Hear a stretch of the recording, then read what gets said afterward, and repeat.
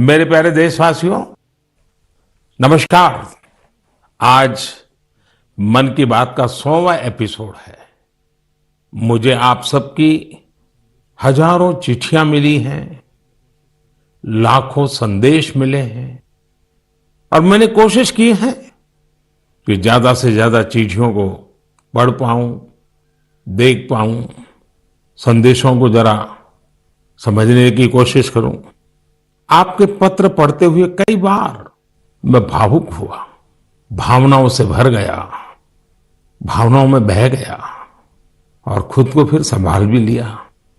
आपने मुझे मन की बात के 100वें एपिसोड पर बधाई दी है, लेकिन मैं सच्चे दिल से कहता हूं, दरअसल बधाई के पात्र तो आप सभी मन की बात के श्रोता हैं, हमारे देशवासी हैं।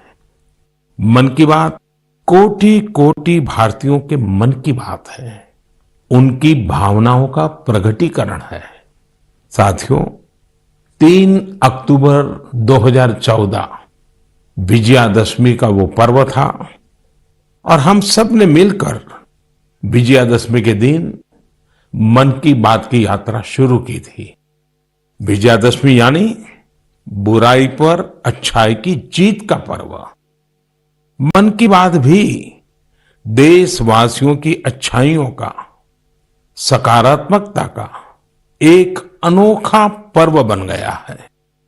एक ऐसा पर्व जो हर महीने आता है, जिसका इंतजार हम सभी को होता है।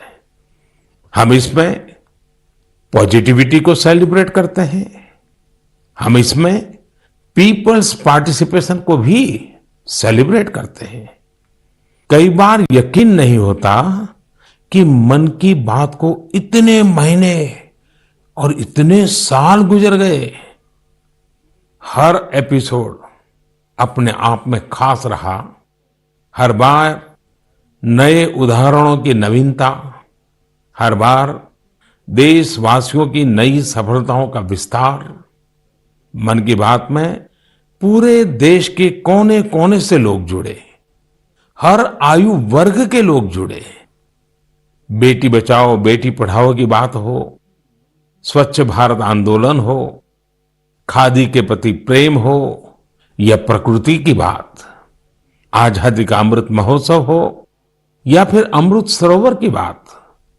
मन की बात जिस विषय से जुड़ा वो जन आंदोलन बन गया और आप लोगों ने बना दिया। जब मैंने तत्कालीन अमेरिकी राष्ट्रपति बराक ओबामा के साथ साझा मन की बात की थी, तो इसकी चर्चा पूरे विश्व में हुई थी। साथियों, मन की बात मेरे लिए तो दूसरों के गुणों की पूजा करने की तरह ही रहा है। मेरे एक मार्गदर्शक थे, श्री लक्ष्मण राव जी इनामदार। हम उनको वकील साहब कहा करते थे। वो हमेशा कहते थे कि हमें दूसरों के गुणों की पूजा करनी चाहिए।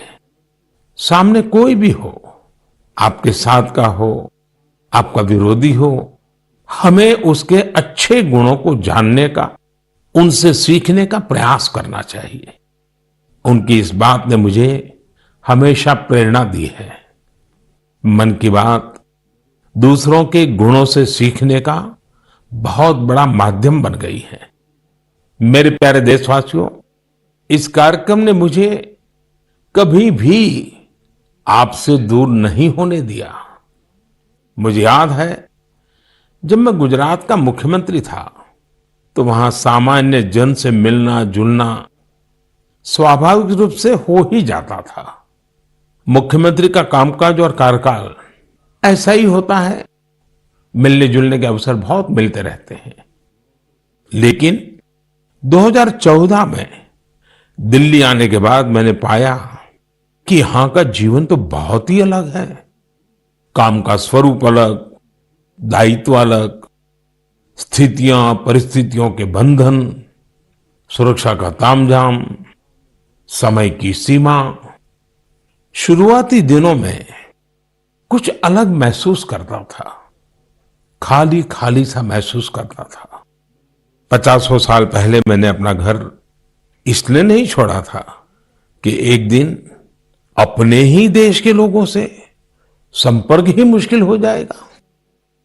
जो देशवासी मेरा सब कुछ है, मैं उनसे ही कट करके जी नहीं सकता था। मन की बात ने मुझे इस चुनौती का समाधान दिया, सामान्य मानवी से जुड़ने का रास्ता दिया। पदभार और प्रोटोकॉल व्यवस्था तक ही सीमित रहा और जनभाव कोटि कोटि जनों के साथ मेरे भाव विश्व का अटूट अंग बन गया। हर महीने मैं देश के लोगों के हजारों संदेशों को पढ़ता हूं। हर महीने में देशवासियों के एक से एक अद्भुत स्वरूप के दर्शन करता हूं। मैं देशवासियों के तप त्याग की पराकाष्ठा को देखता हूं, महसूस करता हूं। मुझे लगता ही नहीं है कि मैं आपसे थोड़ा भी दूर हूं। मेरे लिए मन की बात ये एक कार्यक्रम नहीं है, मेरे लिए एक आस्था, पूजा, व्रत है।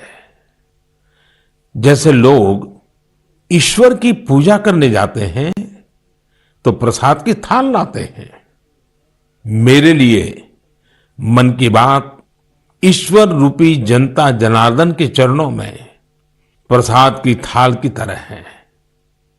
मन की बात मेरे मन की आध्यात्मिक यात्रा बन गया है।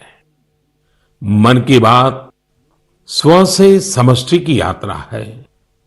मन की बात अहम से वयम की यात्रा है।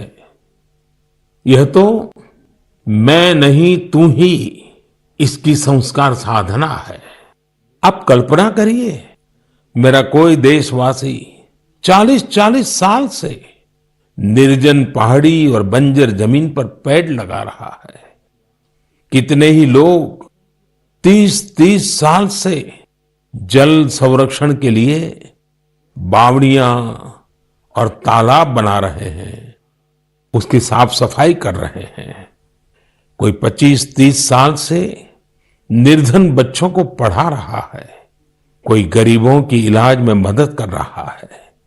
कितनी ही बार मन की बात में इनका जिक्र करते हुए मैं भावुक हो गया हूं।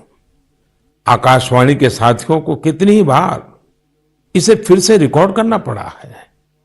आज पिछला कितना ही कुछ आंखों के सामने आए जा रहा है।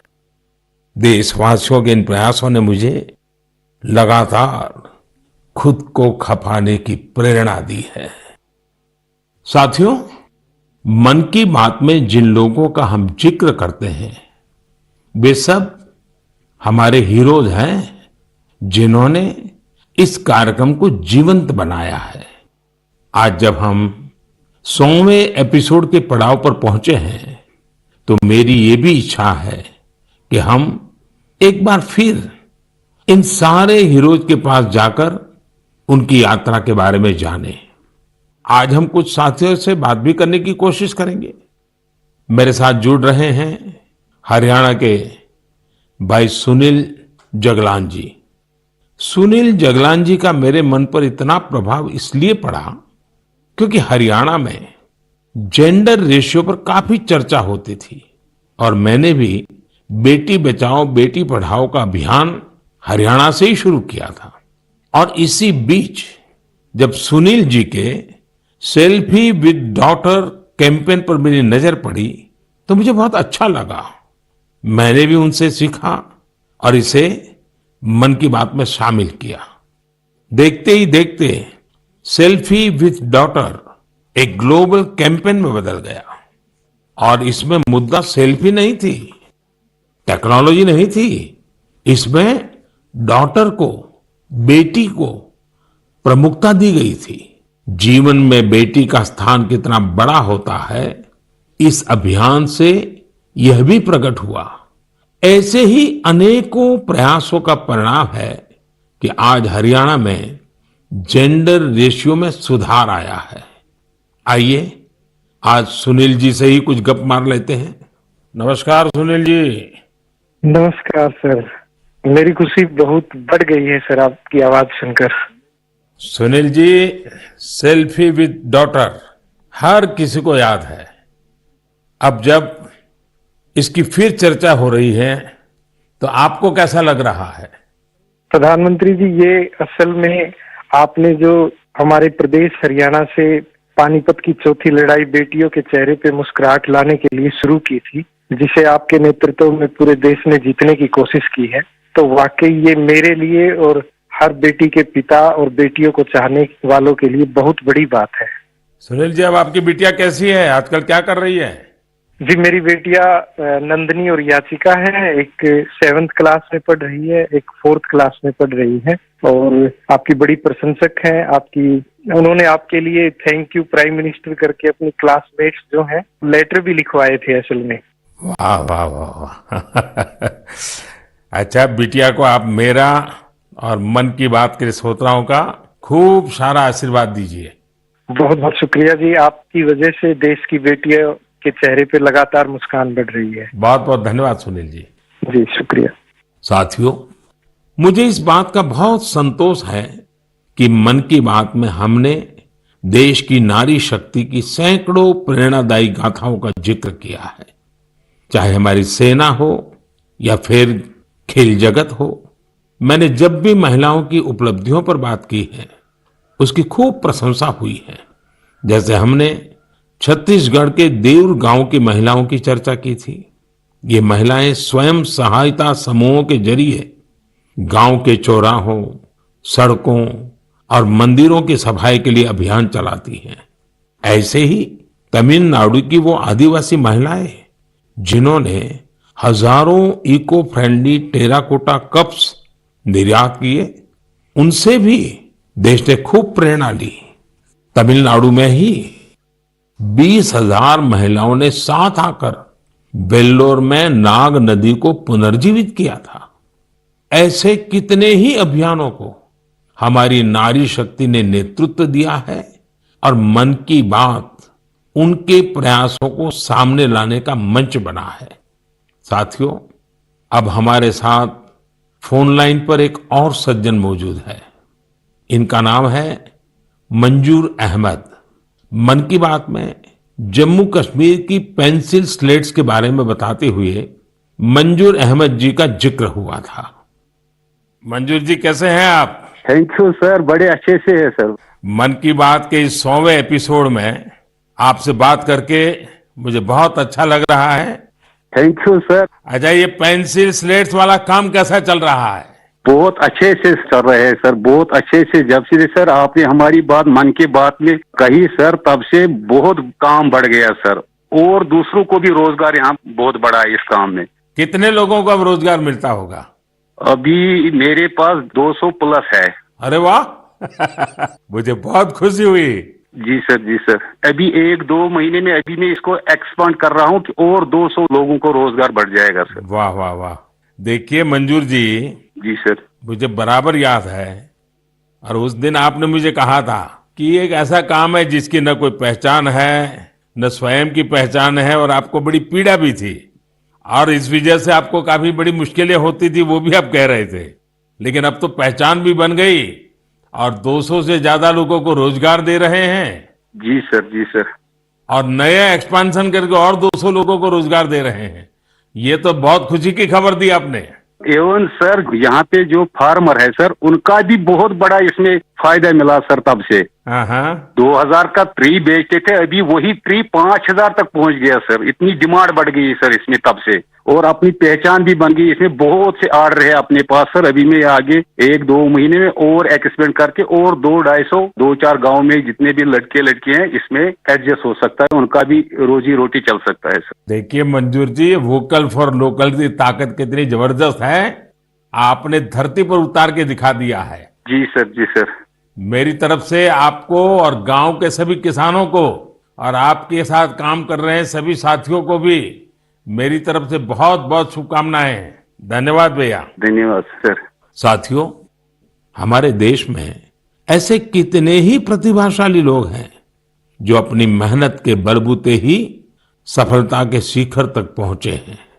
मुझे याद है विशाखापट्टनम के वेंकट मुरली प्रसाद जी ने एक आत्मनिर्भर भारत चार्ट शेयर किया था। उन्होंने बताया था कि वो कैसे ज्यादा से ज्यादा भारतीय प्रोडक्ट्स ही इस्तेमाल करेंगे। जब बेतिया के प्रमोद जी ने एलईडी बल्ब बनाने की छोटी यूनिट लगाई, या गढ़ मुक्तेश्वर के संतोष जी ने मैट्स बनाने का काम किया, मन की बात ही उनके उत्पादों को सबके सामने लाने का माध्यम बना। हमने मेक इन इंडिया के अनेक उदाहरणों से लेकर स्पेस स्टार्टअप्स तक की चर्चा मन की बात में की है। साथियों, आपको याद होगा कुछ एपिसोड पहले मैंने मणिपुर की बहन विजय शांति देवी जी का भी जिक्र किया था। विजय शांति जी कमल के रेशों से कपड़े बनाती हैं। मन की बात में उनके इस अनोखे इको फ्रेंडली आइडिया की बात हुई तो उनका काम और पॉपुलर हो गया। आज विजय शांति जी फोन पर हमारे साथ हैं। नमस्ते Vijay Shanti ji, how are you? Sir, I am fine. And how is your work going on? Sir, still working along with my 30 women. In such a short period, you have reached 30% team. Yes, sir. This year also more expand with 100 women in my area. So your target is 100 women. Yeah, 100 women. And now people are familiar with this lotus stem fiber. Yes, sir. Everyone know from Man Ki Baat program all over India. So now it's very popular. Yes, sir. From Prime Minister Man Ki Baat program, everyone knows about the lotus fiber. So now you got the market also. Yes, sir. I have got a market from USA also. They want to buy in bulk, in large quantities. But I want to give from this year to send the US also. So now you are exporter. Yes, sir. From this year, I export our product made in India, lotus fiber. So when I say vocal for local and now local for global. Yes, sir. I want to reach my product all over the globe of world. So congratulations and wish you best luck. Thank you, sir. Thank you. Thank you, Vijaya Shanti. Thank you, sir. साथियों, मन की बात की एक और विशेषता रही है। मन की बात के जरिए कितने ही जन आंदोलन ने जन्म भी लिया है और गति भी पकड़ी है। जैसे हमारे खिलौने, हमारी टॉय इंडस्ट्री को फिर से स्थापित करने का मिशन मन की बात से ही तो शुरू हुआ था। भारतीय नस्ल के श्वान, हमारे देशी डॉग्स, उसको लेकर जागरूकता बढ़ाने की शुरुआत भी तो मन की बात से ही की थी। हमने एक और मुहिम शुरू की थी कि हम गरीब छोटे दुकानदारों से मोलभाव नहीं करेंगे, झगड़ा नहीं करेंगे। जब हर घर तिरंगा मुहिम शुरू हुई, तब भी मन की बात ने देशवासियों को इस संकल्प से जोड़ने में खूब भूमिका निभाई। ऐसे हर उदाहरण समाज में बदलाव का कारण बने हैं। समाज को प्रेरित करने का ऐसे ही बीड़ा प्रदीप सांगवान जी ने भी उठा रखा है। मन की बात में हमने प्रदीप सांगवान जी की हीलिंग हिमालयज अभियान की चर्चा की थी। वो फोन लाइन पर हमारे साथ हैं। प्रदीप जी नमस्कार। सर जय हिंद। जय हिंद, जय हिंद भैया। कैसे हैं आप? सर बहुत बढ़िया, आपकी आवाज सुन के और भी अच्छी। आपने हिमालय को हील करने को सोची, हाँ जी सर। अभियान भी चलाया। आजकल आपका कैंपेन कैसा चल रहा है? सर बहुत अच्छा चल रहा है। 2020 से ऐसा मानिए कि जितना काम हम 5 साल में करते थे, अब वो 1 साल में ही हो जाता है। अरे वाह। हाँ जी सर। शुरुआत बहुत नर्वस हुई थी, बहुत डर था इस बात को लेके कि जिंदगी भर ये कर पाएंगे नहीं कर पाएंगे, पर थोड़ा सपोर्ट मिला और 2020 तक हम बहुत स्ट्रगल भी कर रहे थे। ऑनेस्टली लोग बहुत कम जुड़ रहे थे, बहुत सारे ऐसे लोग थे जो कि सपोर्ट नहीं कर पा रहे थे, हमारी मुहिम को इतना तवज्जो भी नहीं दे रहे थे। बट 2020 के बाद जब मन की बात में जिक्र हुआ, उसके बाद बहुत सारी चीजें बदल गई। मतलब पहले हम साल में 6-7 क्लीनिंग ड्राइव कर पाते थे, 10 क्लीनिंग ड्राइव कर पाते थे। आज की डेट में हम डेली बेसिस पे 5 टन कचरा इकट्ठा करते हैं अलग अलग लोकेशन से। अरे वाह। मन की बात में जिक्र होने के बाद आप सर बिलीव करें मेरी बात को कि मैं ऑलमोस्ट गिव अप करने की स्टेज पे था एक टाइम पे, और उसके बाद फिर बहुत सारा बदलाव आया मेरे जीवन में और चीजें इतनी स्पीड अप हो गई कि जो चीजें हमने सोची नहीं थी। सो आई एम रियली थैंकफुल कि पता नहीं कैसे हमारे जैसे लोगों को आप ढूंढ लेते हैं, कौन इतनी दूर दराज एरिया में काम करता है, हिमालय के क्षेत्र में जाके बैठ के हम काम कर रहे हैं, सॉल्टिट्यूड पे काम कर रहे हैं, वहां पे आपने ढूंढा हमें, हमारे काम को दुनिया के सामने लेके आए। तो मेरे लिए बहुत इमोशनल मोमेंट था तब भी और आज भी कि मैं हमारे देश के जो प्रथम सेवक हैं उनसे मैं बातचीत कर पा रहा हूँ। मेरे लिए इससे बड़ी सौभाग्य की बात नहीं हो सकती। प्रदीप जी, आप तो हिमालय के चोटियों पर सच्चे अर्थ में साधना कर रहे हैं और मुझे पक्का विश्वास है अब आपका नाम सुनते ही लोगों को याद आ जाता है कि आप कैसे पहाड़ों की स्वच्छता अभियान में जुड़े हैं। हाँ जी सर। और जैसा आपने बताया कि अब तो बहुत बड़ी टीम बनती जा रही है और आप इतनी बड़ी मात्रा में डेली काम कर रहे हैं। हाँ जी सर। और मुझे पूरा विश्वास है कि आपके इन प्रयासों से, उसकी चर्चा से अब तो कितने ही पर्वतारोही स्वच्छता से जुड़े फोटो पोस्ट करने लगे हैं। हाँ जी सर, बहुत। ये अच्छी बात है। आप जैसे साथियों के प्रयास के कारण waste is also a wealth, ये लोगों के दिमाग में अब स्थिर हो रहा है और पर्यावरण की भी रक्षा हो रही है और हिमालय का जो हमारा गर्व है उसको संभालना, संवारना वो सामान्य मानवी जुड़ रहा है। प्रदीप जी, बहुत अच्छा लगा मुझे। बहुत बहुत धन्यवाद भैया। Thank you sir, thank you so much. जय हिंद। साथियों, आज देश में टूरिज्म बहुत तेजी से ग्रो कर रहा है। हमारे ये प्राकृतिक संसाधन हो, नदियां, पहाड़, तालाब या फिर हमारे तीर्थ स्थल हो, उन्हें साफ रखना बहुत जरूरी है। ये टूरिज्म इंडस्ट्री की बहुत मदद करेगा। पर्यटन में स्वच्छता के साथ साथ हमने इनक्रेडिबल इंडिया मूवमेंट की भी कई बार चर्चा की है। इस मूवमेंट से लोगों को पहली बार ऐसे कितनी जगहों के बारे में पता चला जो उनके आसपास ही थे। मैं हमेशा ही कहता हूं कि हमें विदेशों में टूरिज्म पर जाने से पहले हमारे देश के कम से कम 15 टूरिस्ट डेस्टिनेशन पर जरूर जाना चाहिए।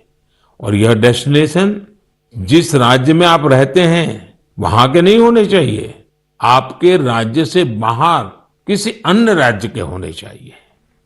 ऐसे ही हमने स्वच्छ सियाचिन, सिंगल यूज प्लास्टिक और ई वेस्ट जैसे गंभीर विषयों पर भी लगातार बात की है।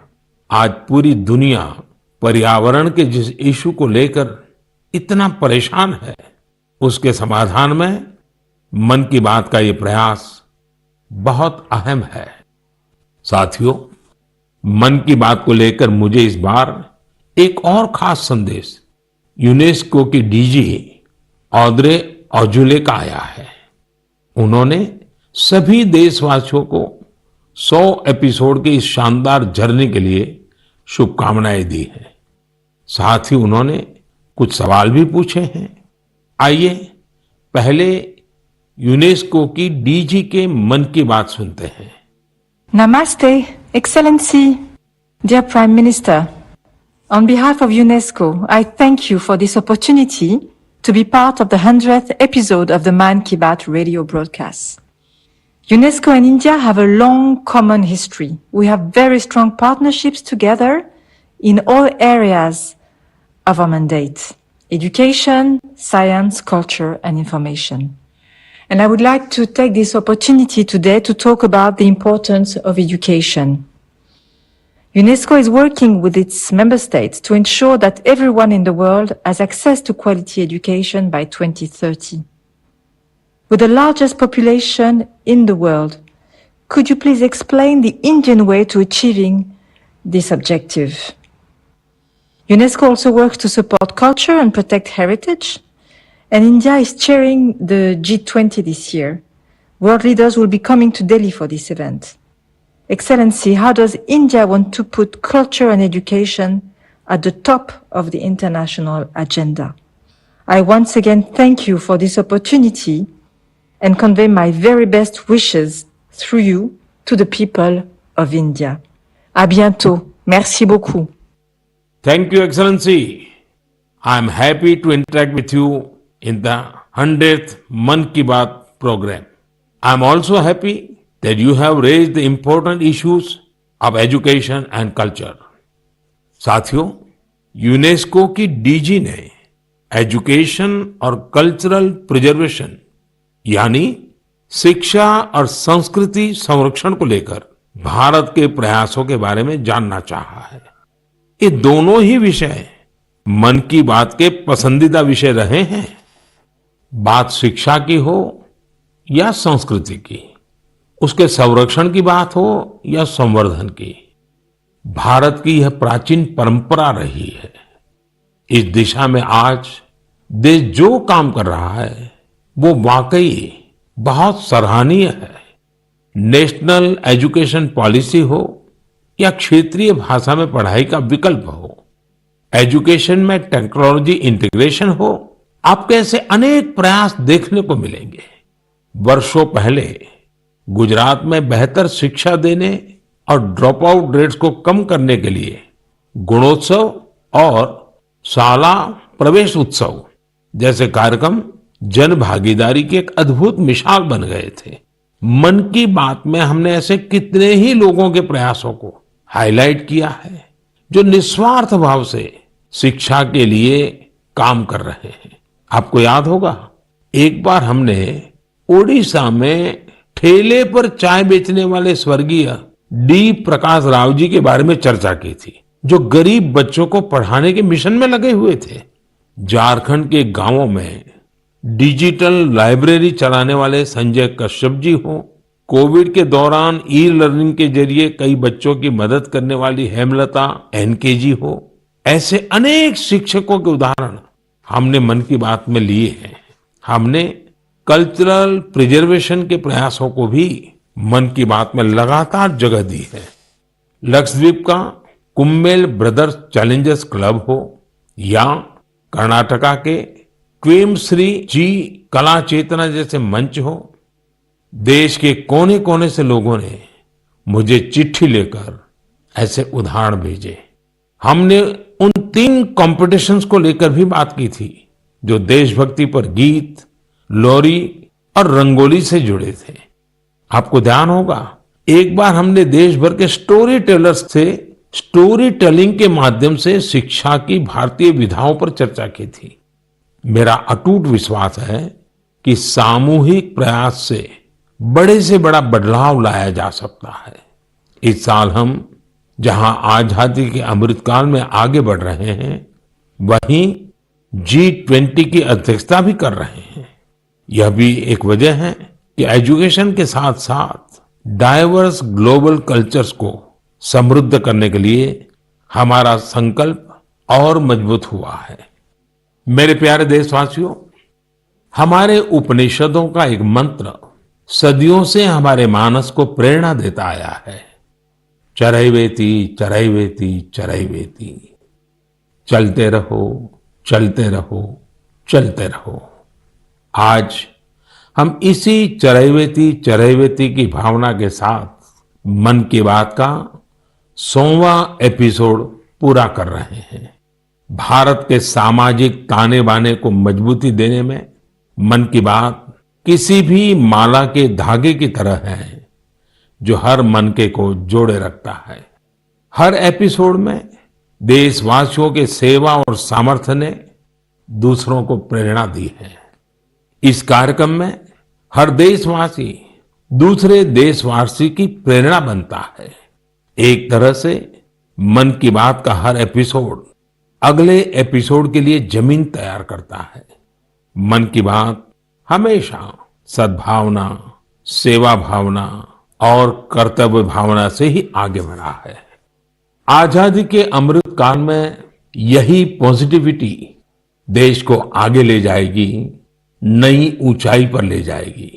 और मुझे खुशी है कि मन की बात से जो शुरुआत हुई वो आज देश की नई परंपरा भी बन रही है। एक ऐसी परंपरा जिसमें हमें सबका प्रयास की भावना के दर्शन होते हैं। साथियों, मैं आज आकाशवाणी के साथियों को भी धन्यवाद दूंगा जो बहुत धैर्य के साथ इस पूरे कार्यक्रम को रिकॉर्ड करते हैं। वो ट्रांसलेटर्स जो बहुत ही कम समय में बहुत तेजी के साथ मन की बात का विभिन्न क्षेत्रीय भाषाओं में अनुवाद करते हैं, मैं उनका भी आभारी हूं। मैं दूरदर्शन के और माय गॉव के साथियों को भी धन्यवाद देता हूं। देश भर के टीवी चैनल्स, इलेक्ट्रॉनिक मीडिया के लोग जो मन की बात को बिना कॉमर्शियल ब्रेक के दिखाते हैं, उन सभी का मैं आभार व्यक्त करता हूं। और आखिरी में मैं उनका भी आभार व्यक्त करूंगा जो मन की बात की कमान संभाले हुए हैं, भारत के लोग, भारत में आस्था रखने वाले लोग। ये सब कुछ आपकी प्रेरणा और ताकत से ही संभव हो पाया है। साथियों, वैसे तो मेरे मन में आज इतना कुछ कहने को है कि समय और शब्द दोनों कम पड़ रहे हैं, लेकिन मुझे विश्वास है कि आप सब मेरे भावों को समझेंगे, मेरी भावनाओं को समझेंगे। आपके परिवार के ही एक सदस्य के रूप में मन की बात के सहारे आपके बीच में रहा हूं, आपके बीच में रहूंगा। अगले महीने हम एक बार फिर मिलेंगे, फिर से नए विषयों और नई जानकारियों के साथ देशवासियों की सफलताओं को सेलिब्रेट करेंगे। तब तक के लिए मुझे विदा दीजिए और अपना और अपनों का खूब ख्याल रखिए। बहुत बहुत धन्यवाद। नमस्कार।